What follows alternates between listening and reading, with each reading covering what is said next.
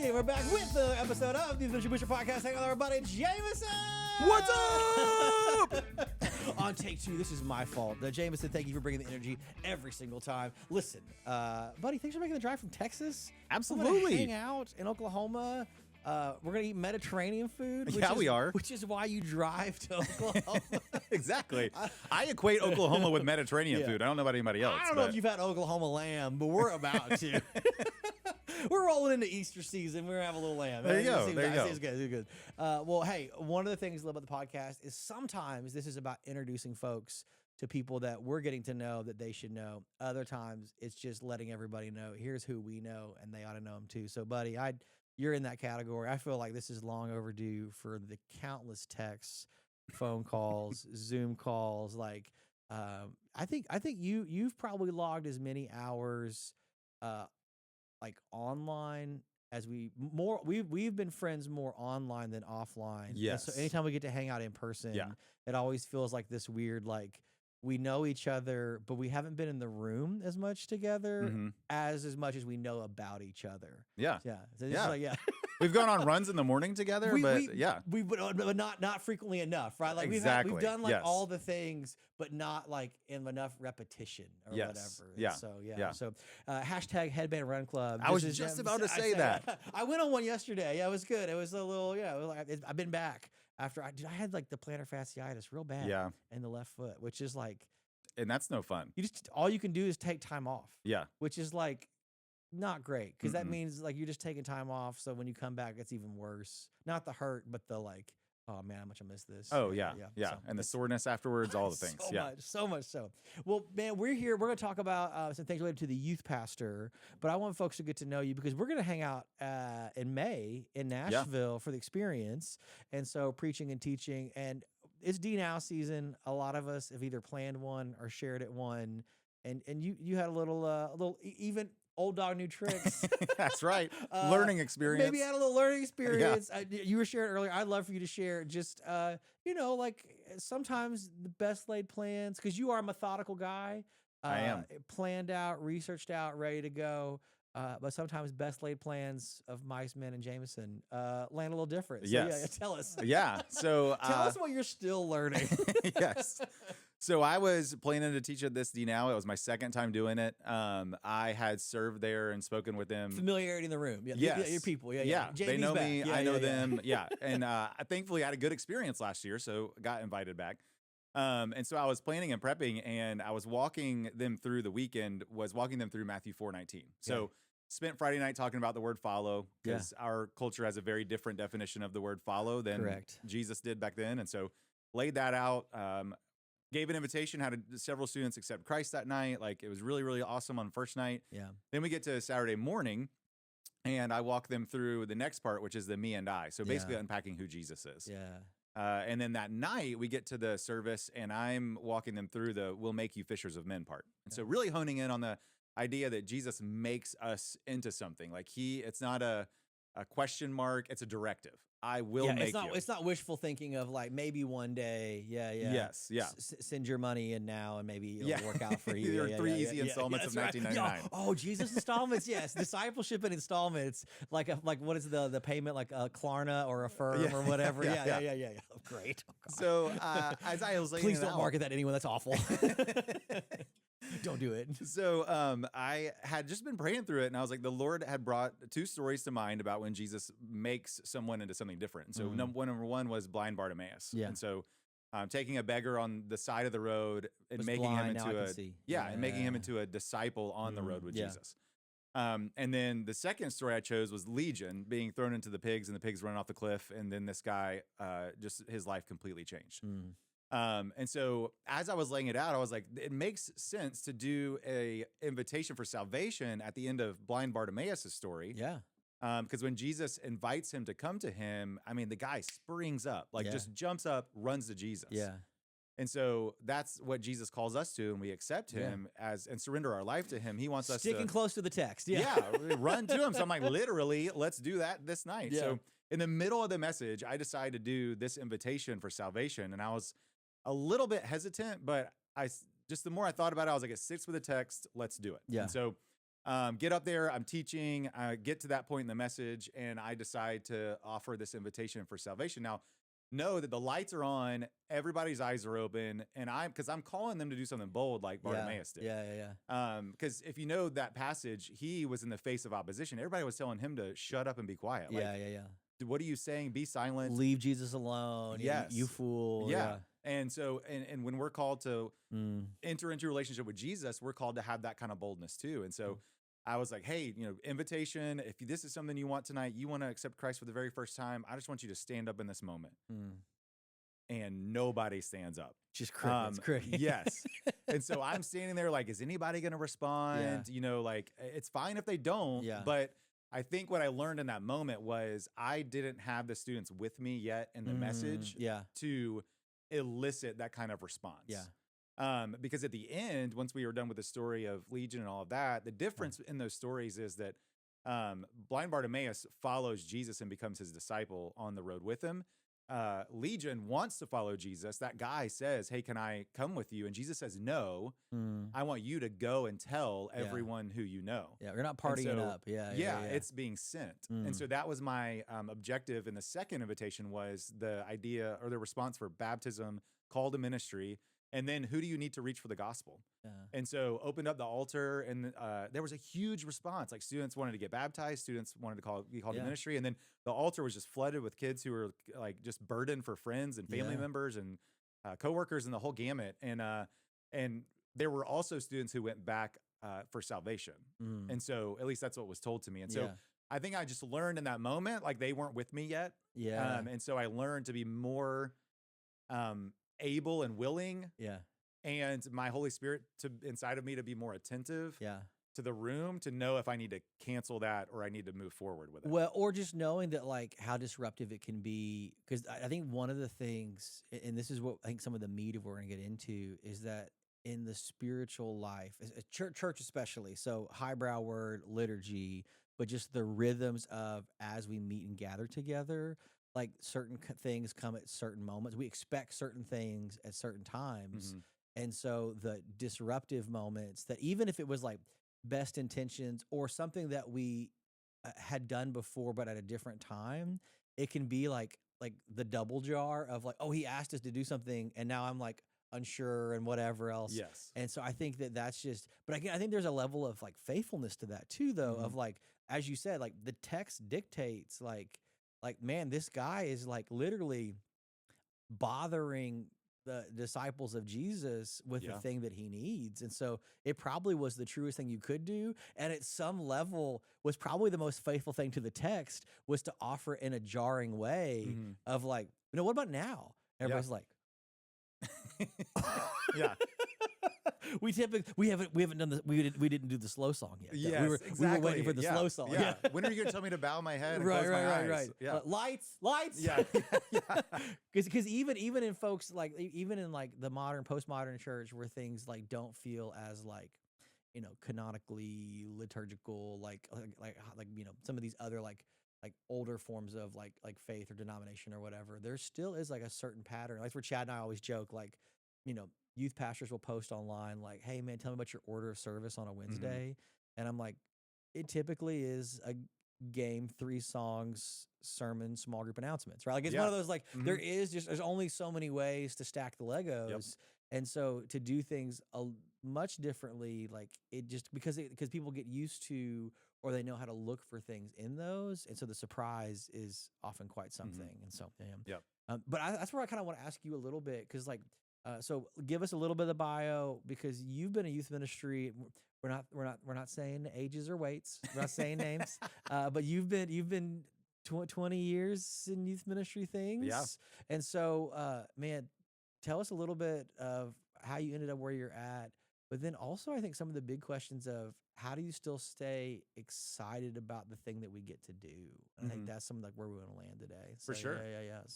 Yeah. So I started out in ministry when I went to, I've been doing ministry for a while because I grew up in a church that believed in training up and sending out kids and students who were called to ministry. And so shout out to great student pastors when I was growing up. I felt called to ministry when I was a sophomore in high school. And so ever since that moment, I've been given opportunities to, in fact, the other day I was talking to my mom and she was like, I remember the first time that you ever spoke as a student. And I was like, oh my golly, like, I don't even remember that. Yeah, Like, yeah. that's awesome. She's like, I still have the handout. Yes, yeah. And she's my mom, Yeah. so she should. She but- should. Yeah. Yeah. Shout out to moms. Yeah. But yeah, so just that, like, ever since then, I've had opportunities, and the Lord's placed people in my life who have trusted me with those opportunities. And so when I was in college, I did college ministry. Then when I went to seminary, I started volunteering in students. So I was a high school boys small group leader as a part of our seminary track, and loved every minute of it. And then that progressed to being a student ministry intern. Then that progressed to the high school pastor, and then eventually the lead student pastor at that church. And that church was in Southern Indiana. We were there a little over 10 years. Yeah. And so a little over a decade of experience there. I do love that you have like basically like 2 very solid decades at 2 different churches. Yes. Like just that, like, I mean, you get longevity, or at least like you favor it. Yeah. No, absolutely. And like ever since I started out in ministry, and I think this honestly, like subconsciously too, goes back to watching my family and myself go through several student pastors throughout our 6 to 7 years in students, because I have a brother who's 3.5 years older than me. And so like when we were in between student pastors, my mom filled in a lot during those times. And so we were just involved. We were there. We loved it. Yeah. But seeing that kind of turnover as a student made me, as now a student pastor, really believe in longevity. Dude, so, okay, thank you for that. Because I feel like that is the story of a lot of youth ministers, is either they had a great one, so they want to be one, or there was like a real, like, either there was a lot of in and out, there was the carousel, or they had one that was not great. And so there is this almost like, either I owe it as a debt because they had a good one, they have to pay it back, or I feel owed to like do right where there was done wrong. And so it makes so much sense that you were like, hey man, I had a crazy carousel of youth leaders, and so I'm going to be the one that will be like steadfast. And so it's so good. Yeah. And all of ours, like the ones that I had growing up, were all awesome. So I think for me, it's a combination of both those things. It's you got some good ones, just not for the full long duration. Yeah. And they all invested plucked away. Yes, yeah. They all invested into my life, all in my family's life, all growing up. And so that was the cool thing, was even though there was turnover, they still, like, I could look back at every single one of them and tell you their name. Yeah. I could tell you like moments that I had with them. And even today, as the adult man that I am, I remember those things. Yeah. And so being in Indiana and then launching into Texas, that transition only happened because our church had decided to go a different direction theologically. Okay. Then we so were it wasn't even like you were looking. It was like there were circumstances that changed that put you in a spot of like, well, we kind of need to consider what's next. Like, yes. Yeah. We loved where we were. You're not floating resumes. No. No, we loved where we were. We had we loved the families. Again, we had longevity there. So being there a little over 10 years, like we knew families. We were seeing students start to get married. We were, and we were like, I don't think we were at them having kids yet, but definitely getting married. I was being asked to do weddings for them, like that sweet season once you've been there a long time. Yeah. And we were not looking, but then we walked naming through. Their children Jameson. Yeah. And naming their children Jameson and their dogs Barker. I wish. Yeah, exactly. Yes. So that kind of forced our hand. And so we started looking, and that's how we got connected through my home church. We got connected through Prestonwood. Okay. And so we ended up applying, and been there 11 years of this. It'll be 10 next month. 10. Okay. Yeah. So amazing. Yeah. Second decade. Second decade. Church. Yeah. So literally marking by decades. Yeah. So we're starting that next month, but it's been incredible. Like that season of being invested. And again, now I'm back at the place where I am being asked to do weddings. And we do have former students who are having kids. Yeah. And so running that gamut has been really cool. That's cool. And so the way, you asked the question, or kind of wanted to talk about the way you stay like invested and excited. Yeah. I think for me, I've walked through, that's been a very real thing to me over the past year, I would say. And the reason being is, I think when you're somewhere for so long and you're also in ministry for so long, you can very easily, things become normal. Yeah. And so the word I use for that is just you become complacent. And when you approach a Wednesday night, or we call RD now a freedom weekends, and then we do beach camp in the summer. Yeah. Cause like how many Wednesday midweeks in 20 plus years have you done? Like I that's don't even know. like in the 4-digit column, right? Yeah. Like it's one of those like I mean at some level, I mean you when you do batting averages, you don't have to like round up, round down. Like we like but we've literally had 334 good ones out of 700 or whatever. Yes, Yeah. yeah, absolutely. Yeah. And so it's just like you can very easily get caught in the routine of it. And so Yeah. you're just, I know I show up at this time. I know Yeah. this is what I'm going to do. Yeah. Then afterwards, I'm going to do this. And then Yeah. after that, I'm going to go over to our leader's house and watch Survivor because that's Yeah. what we do every Wednesday night. Dude, still and for 20 years. Yeah. No, literally. I have seen every season, every episode of Hold Survivor. on, we gotta stop. Like, is that like every season of every single one. So all stars crossovers, everything. Yeah. Somebody listening, this is like the most important moment for them. Like, Yeah, okay, absolutely. We're going to connect for a moment because Okay. this goes back for me. We used to watch when it first aired, Yeah. very first season, episode 1. We sat down as a family and watched it during dinner, Okay, and all of us were hooked. yeah, And so from that moment on, I don't even remember what night it was. I think it was back then Thursday nights. I think it could was be Thursdays, different, yeah, but yeah. we would sit down and eat dinner and watch Survivor together as a family every single week. That's awesome. And so then when I went to college, I started doing it with college roommates. Yeah. And so we would watch it every single night that it aired. And then just, again, progressing through seminary and Yeah. then getting married. Mallory loved Survivor at the beginning. You just She doesn't find watch it Survivor anymore. friends? That's the Yeah. So I'm like, that was my first question to new people I met was, do Oh you my like Survivor? gosh, and if they said yes. no, I marked them off the list. We weren't gonna be friends. Hey, some churches have small groups based on life phases, stages. Yes. Maybe theological interest. Here in Jameson's household, it's do you watch Yeah, Survivor? absolutely. Absolutely. What will this small group do together for an hour each week? Oh, I think we know. We're going to watch Survivor. Yeah. And so, like, part of me, like, it's that. So who's your favorite champion? Like, who is your champion of champions? Oh, that's tough. Because I have to say this. I'm an MTV The Challenge guy. Yeah. And we've got a lot in the challenge households. We have a lot of strong feelings because they've been integrating more like Big Brother and Survivor folks in. We typically, for challenge watching folks, are okay with most Survivor people coming over. Yeah. The Big Brother folks are typically problematic because they offer nothing. They offer nothing because the Survivor folks actually have done things or whatever. Actually have like physical prowess or whatever. But do you have like because like that's part of the challenge thing? It's a lot of the repeat people. Yeah. Do you have like a favorite like season or champion that's like this is the one? I'd love to meet them. They seem awesome. Yeah. Yeah. So early on, at the beginning, my favorite was Rupert. Okay. Rupert was He's just your guy. off the wall, Yeah. like hippie guy. But one with the earth. yes, but I just loved his demeanor and his personality. Then you fast forward to different seasons.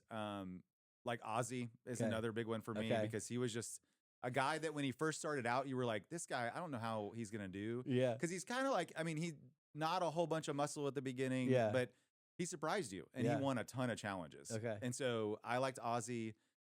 Recently, I'm not going to lie, I don't really have a fan favorite. Nobody's like really kind of cut the mustard. Yeah. I will say something very polarizing. Okay. Ooh. Because a couple of For the seasons Survivor ago, fans watching, please leave comments. Let us know. you're gonna know what I'm talking about. Yeah, But like 2 or 3 seasons ago, I think it was 2 or 3 ago. There was this lady on there named Carolyn. Okay. And she, I mean, like, kind of wackadoo. Some strong feelings about Carolyn. Yes. Yeah. But I loved her because what I really wanted to end up happening, she made it all the way to the end. Okay. If I remember right. Okay.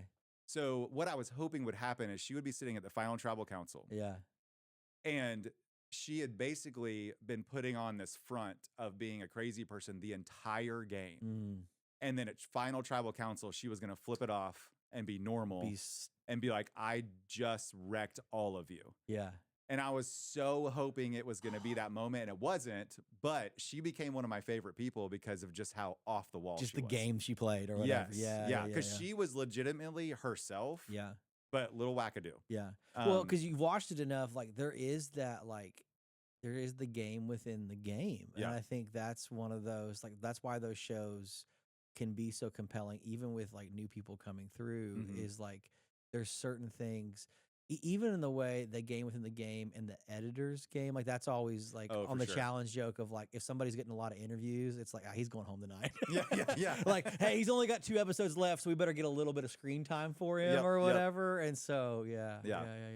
So, which relates in some ways student ministry can feel like a game within the game, because there is the earnestness of like, we want to form teenagers in the way of the gospel, the follow invitation of Jesus. We want to come alongside and equip and do, and yet also night 3 of camp, kids are probably going to cry. Yeah. And if you're not careful, you can become jaded to, I mean, literally, we sit around with youth pastors conference all the time. Like, we share cry night stories. We share, D Now Freedom Weekend mishaps, because it was like 7th grade boys at a Freedom Weekend. Somebody's breaking, like we had ours a few weekends ago. And like, I joked in like our little like leader tech circle that we almost hit D Now Yahtzee on the first night. Oh. Because we had a kid get sick. We had a toilet get clogged. We had a table get broken. If we had sent a kid home, we would have hit, Deuces Wild. Yeah, absolutely. We were so close. We didn't want to send a kid home, but it was just it was like, we got to the house we were staying at, and like immediately kids like, I don't feel good, because he had like snacks all day or whatever. Oh yeah. And then of course they were throwing a ball stuff. and like the table with the glass topper just like toppled and and then at 1 a.m. we heard "Hey guys, the toilet don't work." I wonder was why. like laying in bed and I was like, yes. That's awesome. Because again, like 7th grade boys, like having 7 of them live in the same house. Oh yeah. Like these are the things that are going to happen. Like if you do enough, you know that middle school boys, like this is going to happen. It's going to stink like axe. Yeah. Because there's a little bit of like, these are the things that happen. So James, how do we, in a silly way, but also a serious and spiritual way, how do we not just start calling the shots of like, oh, that's about to happen, but stay earnest or expectant? I think that's the word we're gonna come back to again, expectant, that like something big is still planned for these teenagers. Yeah. So like, before we went off on the Survivor tangent, it just becomes normal. Like I was mentioning, like our Freedom Weekend, our beach camp, like these are massive things that we do where we get to see God move and work in so many different ways. But it was becoming in my heart and in my mind just normal. And we do these things. Again, I've been at Prestonwood almost 10 years. I've run these things 9 years. And so I know when to start this. I know when to do this. I know, like, it's just second nature to me. And so with that can easily become this sense of complacency, because then it is on a schedule, not necessarily on a spiritual level. Because I know, like, again, in February I start this, or in March I start this, but it's taking the spiritual out of it. And so God really started working on my heart back in October, November of last year. So at Prestonwood, we do something, our senior pastor encourages us to have a word of the year. And that word of the year is something that we focus on the entire year. We now he does different levels. Like I've taken it and made like a template because that's just who I am. And so again, part of the reason I just want people to know, like, when you think about something, you have like examined it from every edge. You are my researcher, actually the highest praise, my researcher, investigator. Like if Jameson has gone in on a topic, I trust your research, like implicitly. So I started doing this and like laying stuff out. So and then last year it was the first time I brought my son along in the process. And so I had him. We developed a word of the year for him, and we didn't do a great job of tracking it. Different word. He has his own. Okay. And so this year I start in October, November praying about the next year. And the thing that kept coming to mind through conversations, through God's word, through prayer times, through random friends mentioning things just off the wall was the word expectancy. And so what I had decided in November was that was going to be my word, because I just felt my heart was distancing itself towards complacency and away from expectancy. Do you feel like those are like a little bit on a spectrum? Like there's a little bit of like it kind of slides from one to the other. Like those feel like the polar opposites of each other. I think so, in my opinion. Okay. Now I know you could argue for every case that not being the way it is, but I think when it comes to our roles in ministry, I think you can very easily place yourself on one or the other. Okay. Because if you're operating out of complacency, you're just doing things on a schedule and you're doing it because it's time, you're doing it because it's your job, whatever. When you're operating out of expectancy, you're doing it because you are expecting God to do some really cool stuff. And that dictates what you're doing and when you're doing it and how you're doing it. And so I then begin to lay out, okay, well, what does this look like in my life? Like, how do I work on expectancy this year? Yeah. And so, like, one of the things that I try to do, I'm not going to say I've done it every time, but I try to, within the first 2 hours of me waking up, I spend time with the Lord just praying about expectancy in general. Just, Lord, give me an expectant heart today. Let me be looking and expecting opportunities to not only share the gospel, but just to love on people, to invest in our staff, to give wisdom to somebody. Before our midweeks and before anything we do, like Freedom Weekend was a huge prayer on my life was, God, I'm expecting you to move at Freedom Weekend. I'm expecting you to do something on Friday night and Saturday morning and Saturday night. And that just changed my mindset going into the event too, because when you're begging God to give you an expectancy, you then begin to live and operate out of that expectancy versus the complacency. So again, in my opinion, complacency, you got a checklist of things you're doing that day to get ready for freedom or to operate in freedom versus living out of, you still have that checklist, but you're expecting God to move and work on all of those things. So you're cognitively looking and spiritually looking for those opportunities to do those things. Do you feel like that's where, is it a little bit of, is it the perspective or the mindset? Like, is that the difference? Because the work is fundamentally the same, right? Like you probably didn't do a whole lot of different things than you wouldn't do, but it was the approach to which you did it. Is that really what is the keyed up difference for so many folks? Is like, it wasn't just about accomplishing the work or getting it done, but it was the eye in which we were looking to get it done. Yes. Okay. Yeah. Because I think that changes. Like, I'll give you an example. Last year at beach camp, I had decided, I just read Unreasonable Hospitality. By Will, I can't ever say his last name. Guilladera or something. Yeah. Sorry, Will. Sorry. If you haven't read it though, you need to read it. It's an incredible book. Yeah. And so one of the things that he talks about in there is that when they were running 11 Park Madison, or what is it? 11 Park. Yes. Yeah. They had created this position of a dream weaver. And the whole idea of this role at their restaurant was to figure out ways to take their service above and beyond for each individual person who had a reservation. Yeah. And he tells so many stories in the book about that. And so I had just read it and I was like, I want to do this at beach camp. I want to walk through beach camp looking for opportunities and ways to take the experience for our volunteers to the next level. And so, for instance, one day we were the early group of us were already at beach camp setting everything up. And one of the just sweating doing it. Yes. Absolutely. The labor of it. I mean, we're moving boxes. We had 3 Sam's Club orders. You say beach camp, but I mean, again, we all have been to camp. There's a lot of logistical, just like move this from here to there. Yes. That is camp. Maybe the beach is in the background, but the work is, We tell people on our service team, you're going to come to beach camp, but you may never set foot on the beach. That's how it goes. It's out there. It's not for you, but it's out there. You can smell it, but that's about as close as you'll get. But on the way down on the buses, we had a leader who texted me and said, hey, we were talking about something, and they said, I'm super excited that I get to celebrate my birthday at beach camp this year. And I was like, okay, when's your birthday? Noted. And she was like, oh, it's like Wednesday. And I was like, okay, great. So that Wednesday morning, all of our groups, they do family group time. And so they were actually in another condo meeting. And then also they all have to go out to the beach during free time. Yeah. So I went to the grocery store that morning and got a whole bunch of birthday stuff, a cake, decorations, balloons. And then I had one of our female staff members go to that condo during free time and set it up like a birthday party. And so when they came up from free time, they walked into this birthday party in a room, completely unexpected, completely unknown. Yeah. And to this day, she still mentions that to me. Yeah.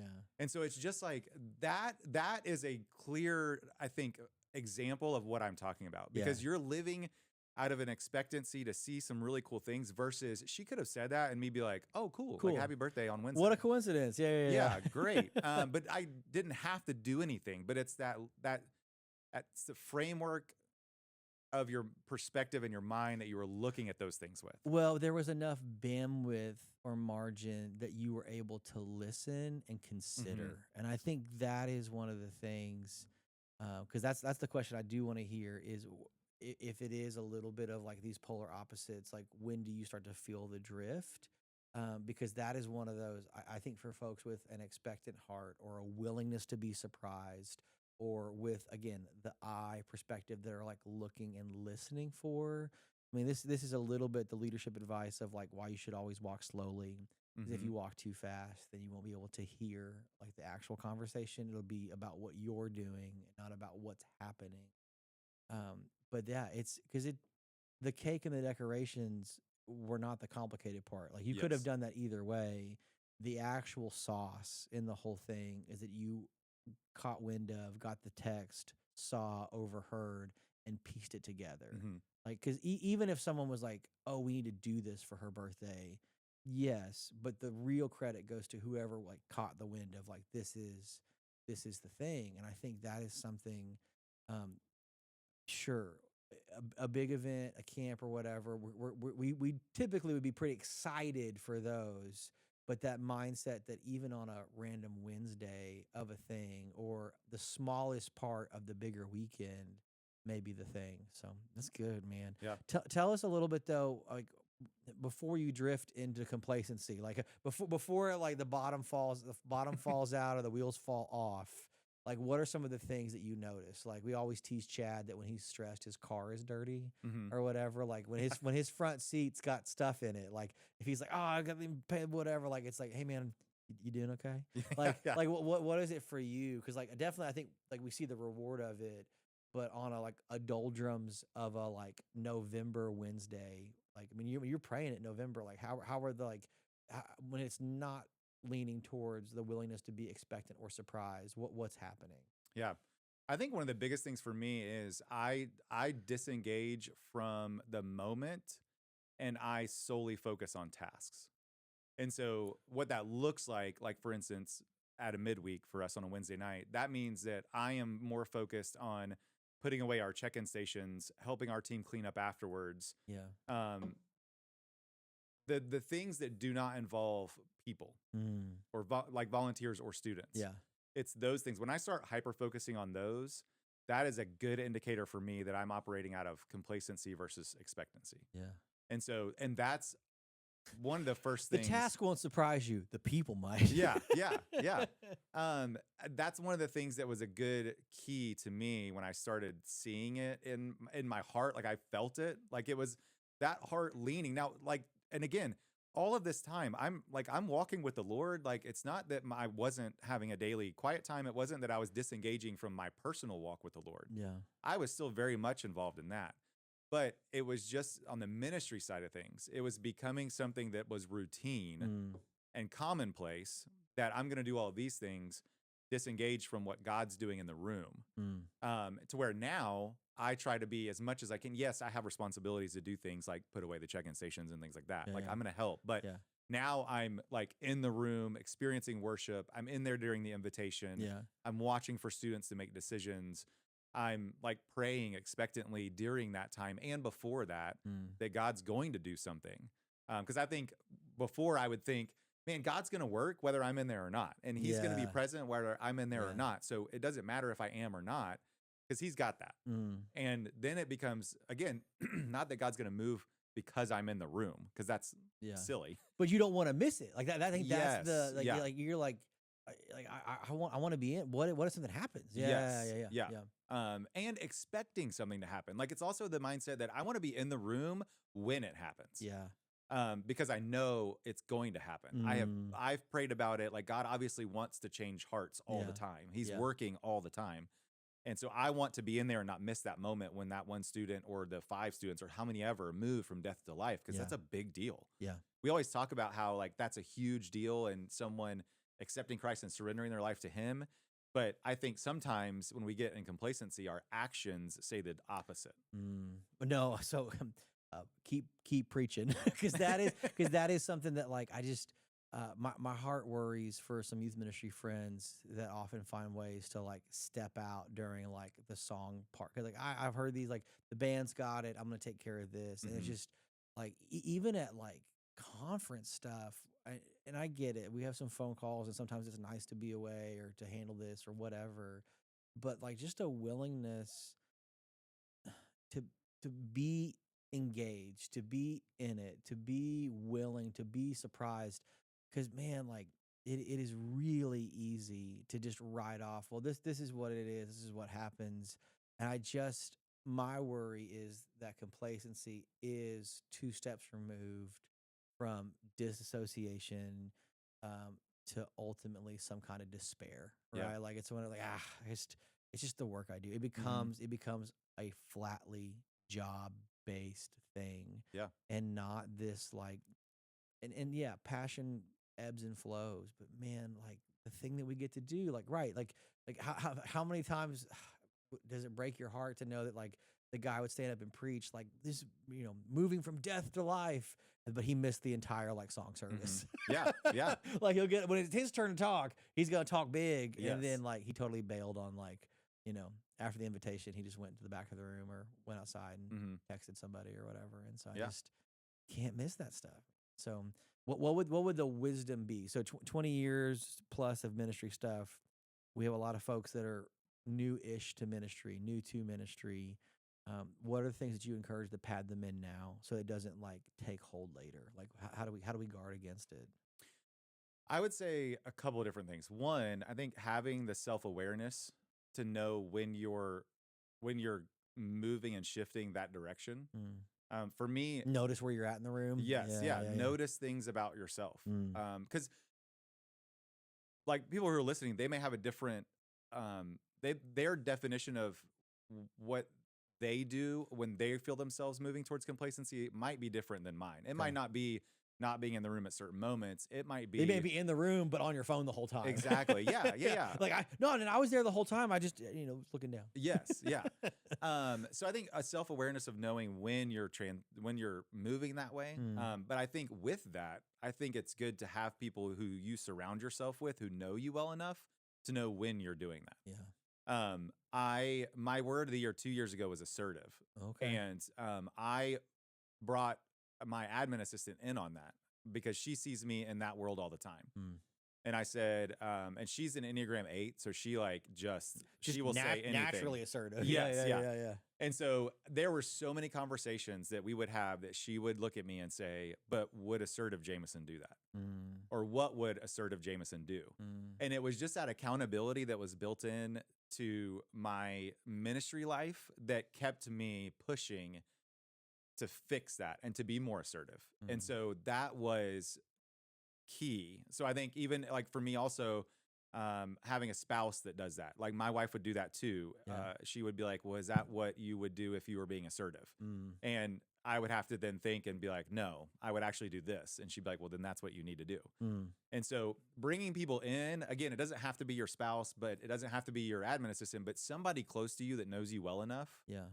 And that you have a safe space where they can speak into it without you getting super defensive or upset that they said something or whatever. Like you have Yeah. to trust them enough to allow them in to be able to speak. To notice the changes, because I think that Yes. is something that, again, that complacency that can spiral even more so into a certain kind of like isolation or despair, is that you just didn't let anybody else in to say the hard thing to you. Either you Mhm. didn't have the person because you didn't identify them, or you were guarded against anybody that would be that person. Yeah. So, okay.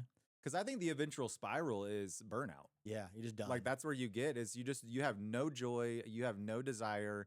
It's almost like you've lost your calling. Yeah. And you probably haven't lost your calling. You've just lost your way with how you do your job. Well, and that's why I think so many folks, and I've seen it recently in a few friends that have taken on new roles at new places. It's almost like a breath of fresh air because they have to be dependent again. And I think Mhm. that the dependency and despair, like that is, there's got to be a way to stay fresh to the work without having to change your role. And I think Yes. that's one of the things about calling that concerns me the most, is that I would hope that your calling would span decades, Mhm. and that maybe inside of that we could be at certain locations, contexts, or roles for multiple years, and then we didn't have to like jump into something. We didn't have to jump into something else new, not because we didn't feel called to it, but because like that was the way to like kick the tires on like, you know, Well, man, when I'm new here, I actually I don't know anybody in the room, so I actually have to meet people instead of I know all these kids. And Yeah. it's well, get to know them deeper. Yeah. Don't just So Absolutely. I think a third thing I would say, if I can say yeah, one more yeah, thing, is yeah. that I found helpful is surround yourself with younger people in ministry who have not experienced all this stuff. Oh, keep them fresh to you. Yeah, yeah. Keep their freshness. You're Yes. fresh. Like one of the things that we have is we have Putting the carrots together. You just yeah. We have year-round interns, but then we also have summer interns. Okay. And so to see summer interns come in and Yeah. experience a summer with us for the very first time, Oh yeah, is I Yeah. mean, that keeps you excited. They're actually crying, and you're like, I knew it, but you're like, oh God, it feels so good. Yes, yeah, because they'll be like, oh my gosh, did you know that this and this and this and this? And I'm like, yeah, I've done that for 9 years, yeah, but then it triggers in my mind. The way you felt. Yeah, but then I remember the way I felt the first year I did that at yeah. Prestonwood or at my previous church or wherever. Yeah. It brings back that.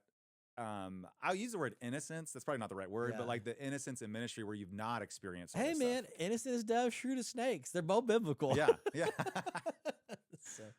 Oh, good. Well, my friend, thank you so much for hanging out today, sharing with Yes. us. Again, this is one of those seasons of life and ministry.